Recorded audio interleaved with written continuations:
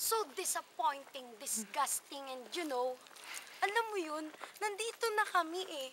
Nagpagpipicture lang kami, biglang sumigaw si ate.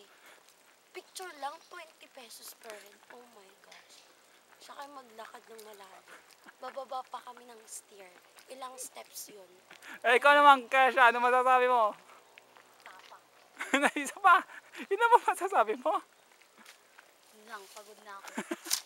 O Karen, yun lang daw masasabi ni Kesha. Wait lang, naghanap akong panungkod. Hanap ka, baka sakali makahanap ka. Wala akong makita. Bakit ka magtutungkod? Pagod na po ako. Ang pangit niya. Hindi siya nagpapasok. Hindi niya man lang inisip na ang lahi ng nilakad namin.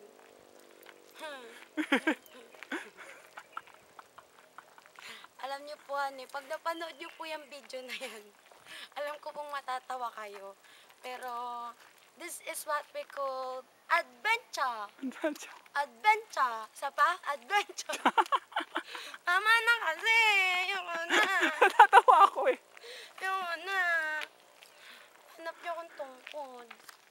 Pagod na ako.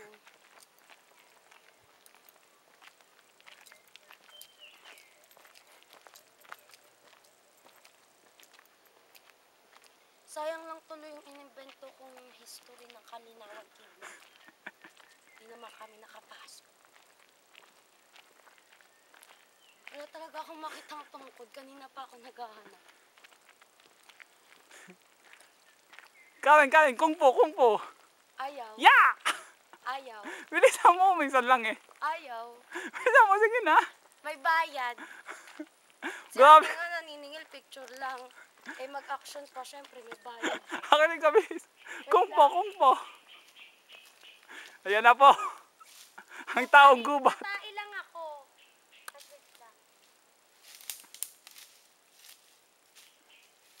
Ito po yung pang-una.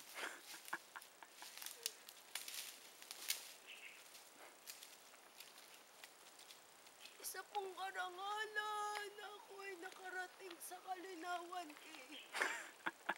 Pero hindi po ako nakapasok. Hindi ko po alam kung bakit. Kuya, tama na yan.